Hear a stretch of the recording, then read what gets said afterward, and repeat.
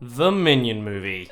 You know it exists, I know it exists, and there's nothing within any of our powers that we can do that can stop these little guys from continuing to exist for who knows how long. Now, for any of you who don't know, the Minions movie was made in 2015 by Illumination Entertainment.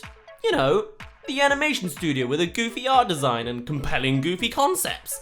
Or as they're more famously known as, the animation studio that sold out on compelling storytell or art in favor of watered-down spectacles with about as much comedic depth as a glass of milk. You know the ones. They're making the next Mario movie. God help us all. Or if that doesn't excite you enough, how's about the fact that there's a Minions sequel coming out next year called Minions: The Rise of Gru? Oh yeah, we're not done with them anytime soon. So I figured alongside this horrifying revelation, why don't we explore back 4 years to the culmination of Illumination Entertainment's betrayal of artistic cinema. Now actually, I remember watching this in cinemas when this came out. I decided to watch it ironically with a bunch of my friends. Turns out we were the real problem after all, since this film garnered $1.1 billion worldwide, outgrossing every other Despicable Me film. It was the 5th highest grossing film of 2015 and the 20th highest grossing film of all time. It is now the 4th highest grossing animated film, only behind The Incredibles 2, Frozen, and The Lion King remake of this year. You know, because all of those are masterpieces and conveniently not a live action film anymore. So let's just see what top quality profits look like in cinematic form, shall we? Let's see just why this is the highest grossing non-Disney animation film ever.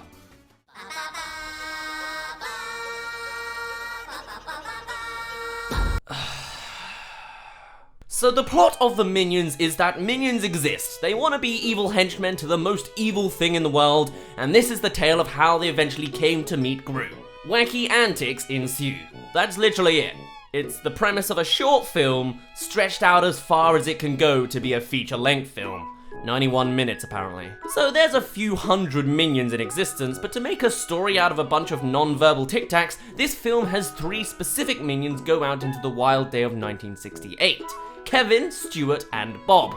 Now these guys, they do not have enough substance to lead a 90-minute story. Now that's not to say that non-verbal characters can't be protagonists. We've seen amazing movies manage to achieve great storytelling without dialogue up front, like WALL-E, the opening of Up, any Pixar short, or even going back to the olden days with Charlie Chaplin and Buster Keaton. Or even plenty of video games and their cutscenes do very well with a silent protagonist. But with the Minions, it just doesn't translate as well, simply because they're just bad characters. Two-dimensional and pretty uninteresting. Kevin is the smart-ish leader of the gang. He's the one with the drive to find the Minions a new big boss to give them all some kind of purpose. He's rational and kind of in the center of everything. Stuart is the grumpy tag-along, not really driven and oftentimes just does stuff. He even drops the grumpy attire after a while. He likes the idea of ladies and guitars, and I guess that's about it for his character traits. And then there's Bob. He's the young and dumb one. Happy to be there and being there mostly just so that audiences can watch and ogle over his cute antics. As archetypes, I guess you could say they reflect the 3 clown types. Kevin's the clown that knows everything, Stuart's the clown that thinks he knows everything but doesn't, and Bob is the clown that knows absolutely nothing. But that is about as deep as their characters go. As non-outstanding minions, their characters are chained back from any real development, and things can only just happen to them, rather than them changing and growing as people. Unless we're talking about literal growing. No one learns any lessons, no one explores deeply within themselves, and no one certainly changes as a person from the start to the end of the film. There's no real theme or message going on in this film either. This hour-and-a-half trip is just eye candy of stuff happening. Minions do minion-y things. If it wanted to, it could have explored the idea of maybe a minion wanting to be seen as more of an individual or being part of a family. What if one of the 3 minions tried to abandon the others and become a king, for example? Giving us a nice wholesome story of family and community with the rest of the minion tribe. Or just getting that sense of maybe they're not all the same. But that's just not gonna happen here. This film exists just to be watched and to make a lot of money. Narratively, it is just a shallow hole. So the film begins with a montage of life on Earth and how the minions were there the whole time, always as the henchmen to the most villainous creatures, from bigger fish to T-Rex to Napoleon, and presumably Hitler if they weren't cast into an icy cave, but they weren't going to show that in a kid's film now, were they? Minions would be Nazis. Admittedly, I quite enjoyed this little montage to see how things transpired and how history was rewritten to cram the minions in. But once we get to them being like the normal grown-up minions that we know, it becomes immediately less interesting. The minions follow around a T-Rex, there's a fart joke and a banana joke, and then the T-Rex is killed by the minions. Get used to those banana jokes, by the way, because the Minion Movie doesn't care about the comedic rule of 3. This montage also brings up more questions than answers, like, are these the same minions? Do they not age, or eat, or reproduce, apart from all over those old Facebook mum accounts? The minions end up cast off into an icy cave without a leader, leading them to eventually fall into a deep depression as a society, no longer having a purpose. So Kevin leads the charge to find a new boss with Stuart and Bob. They row by boat to land, not before another banana joke already, and end up in New York 1968. And I'll be honest, this kinda has some potential. The movie is supposed to be the big prequel to Despicable Me, and placing everything into a completely different decade allows for a lot of jokes and new things to be explored. I mean, they even shoot for some jokes to the parents with a political Nixon joke up front and center. That's kinda cool, I wasn't expecting it, I'll admit, that's nice. And then there's a banana joke. But now with that little build up of something that could be good, the movie ends up dropping the ball with a reoccurring error that I don't think I've properly seen before in a movie, especially not to this extent, and that is pacing. And then I'm not talking about the pacing of the entire movie, no, I'm talking about the literal pacing of time in the movie. The Minion Movie very much seems to have as much attention span on reality as the children they're aimed towards, as time makes no sense in this film. The minions arrive in New York in broad daylight. They linger around, finding whatever they can, and soon enough, Bob gets lost in one particular building. The others join him, and then it's closing time. Nighttime. Now, at a stretch, maybe you could make sense of this. Maybe the montage of looking around passes more time than we thought. Maybe we skipped ahead, or maybe this is representative of how the minions' attention span makes them also forget the passing of time. Either way, time moves very quickly, and it happens again and again later on. You'll see. It's here we're introduced to Scarlet Overkill. The minions now wish to meet Scarlet at VillainCon, and this is kind of an absurd concept that I didn't hate. It's stupid and it's illogical, but it's goofy, and it's kind of the minions' strong suit to be goofy. Just like things like minions being able to communicate with babies, only once in the film. It's very simple mum humor, but it works. So en route, the minions meet the Nelson family, and I like these guys' introduction. Surprise, surprise, they're also bad guys going to VillainCon. Bit of a crazy coincidence to get them where they need to be, but you know, whatever.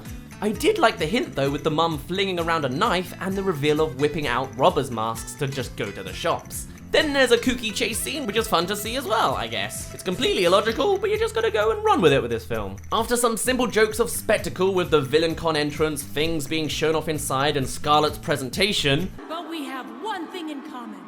We were born with flippers! Is that supposed to be a joke? It's not even remotely funny. It's awful. You should feel bad.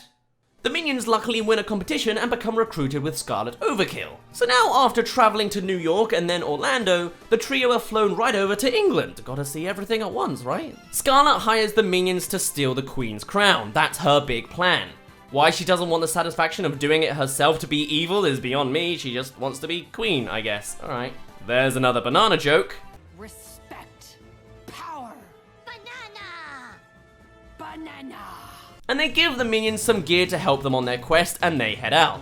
At London Tower, they're stopped immediately by guards until Stuart hypnotizes them into performing a just awful and cringy dance sequence. They whip out loads of hair, which is funny for the 40-year-olds in the audience, but then just stop! Stop thrusting! Stop spanking! No!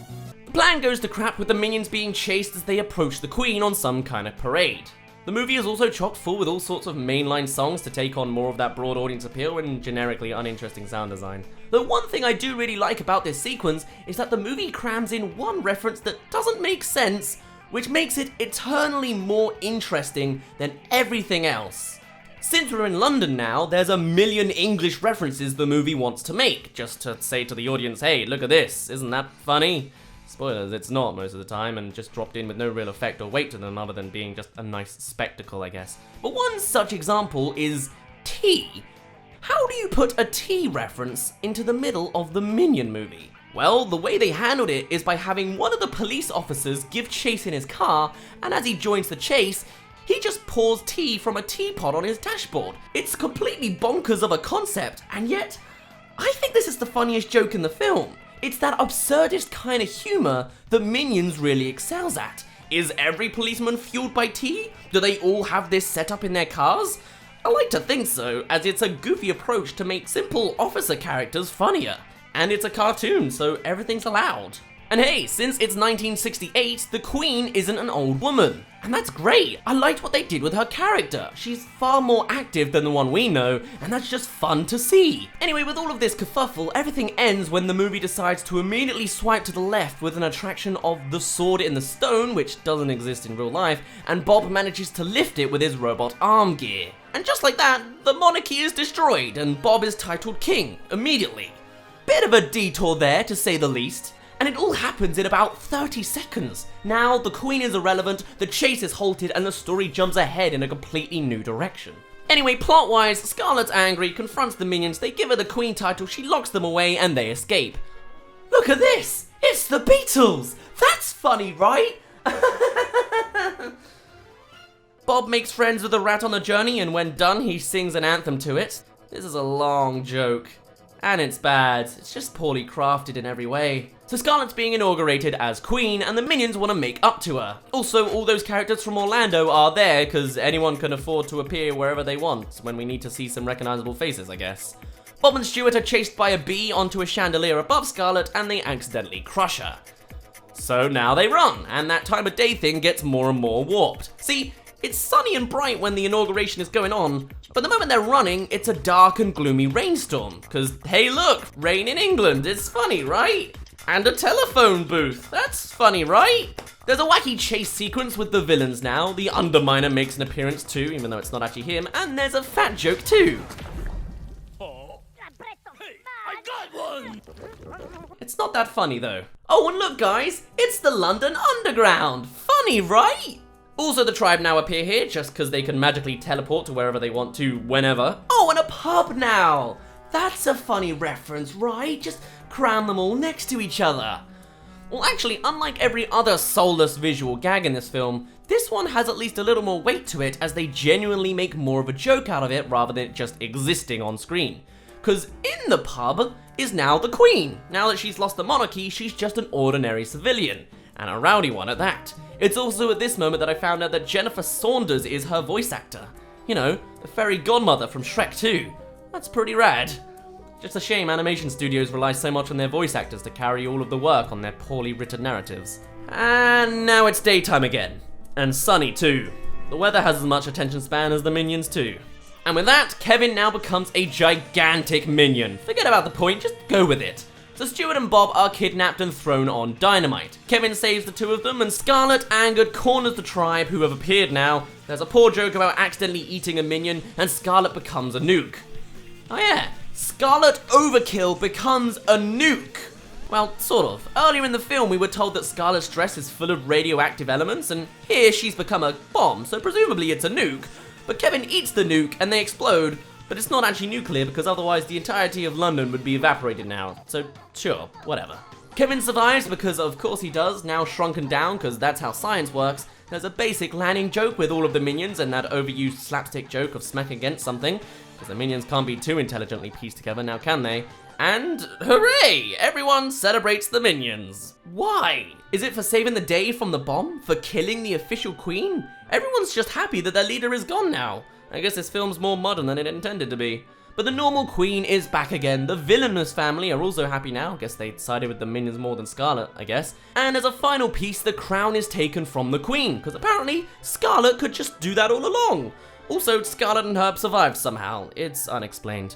And as they run, they're frozen and a young Gru takes it from her instead. And with the Minions enamored, Gru flies away and the Minions chase him. He was despicable. And don't worry, the film didn't forget. Here's another banana joke. And then, like all bland films these days, the credits are a big dance sequence of people. It makes sense for the minions and the guards and such, even though I hate it, but then Scarlet and Herb show up too, and it just feels wrong. So what was there to learn from the Minion movie? Honestly, I don't know. It kind of felt like the last half an hour was moving 3 times as fast as the rest of the film. Stuart as a character I consistently forgot the purpose of. He starts out as the grumpy non-believer, but nothing else explores that. He's the one that goofs around, hypnotizes and likes girls and guitars, but otherwise, as a character, he really doesn't do much. And even at that, he steps on Bob's toes an awful lot at being the dumb one. It's the both of them who are chased by a bee. The only difference between them is Bob is kinder and cuter, I guess. And a stretch, maybe there's supposed to be a theme of immaturity, being completely unaware of your surroundings and being lost in this alien world. It's not so much a theme as just something that happens throughout, but it's a thought, I guess. But then also, the minions have everything happen to them purely by luck. Very little is done intentionally. They end up saving the day or whatever only because they're being threatened last minute by a massive bomb, but when it comes to stopping the inauguration, they had no intention of doing so. In fact, the reason they were going to Scarlet here was to apologize and have her take them back. They're not really heroes, they just have everything land in their lap. And if they didn't luckily win the competition at VillainCon, someone else would have made Scarlet Queen, probably. But then again, it is undoubtedly very hard to make several mute characters lead an entire story by themselves, especially when they can only say vague English words. Presumably the sequel will have much more Gru, so there's plenty more dialogue to go forth with. We hope. And then the supporting roles of this film weren't really given much room to breathe. The villainous family were fun to see, but only appeared as a plot device to get them where they needed to be. After that, they're just background characters. The fellow villains were just familiar faces. Scarlet Overkill was cartoonishly evil, which makes sense, though she was also awfully two-dimensional, having no real deep-seated motivation for wanting the crown other than wanting the crown, and wanting to hire someone else to do it for plot device reasons. It's not like the minions would be the ones that would take the blame, because she'd end up with the crown anyway, and would have to overthrow the crown with violence to be the queen in that scenario. Herb, the boyfriend, was mostly just there. He introduced the tech, was second in command to Scarlet, and otherwise was pretty useless, letting the minions get away from the dungeon for plot device reasons, and then just running alongside her, just cause. Best character was the Queen, just because of her reinvention of her as someone actually funny and fun, but otherwise, there was very little to see from any of the characters introduced. Overall, a pretty flat and bland concept of a film, which is pretty obvious from the moment you look at it. It's another Playmobil, you know? Except now with wild appeal to the general masses. And it's a shame, because this is the result of selling out. Illumination Entertainment can make good films. Despicable Me 1 was a pretty good film. It's just endless money resources mean they can now cheap out on interesting storytelling for something simple to draw in profits. I've already laid out a handful of different avenues the film could have taken, but nothing will change the direction we've already reached. Profits are at an all-time high, and the studio is definitely not going to be changing after that. All we can hope for next is at least some high-quality meme coverage to turn this trash into something worth glancing at again. Or if there's nothing else to gain from this film, maybe the Rise of Gru will give us all the memes we need to get through 2020. We'll just have to see. For now, my name's been Dazz, you didn't really care, and I'll see you in a bit.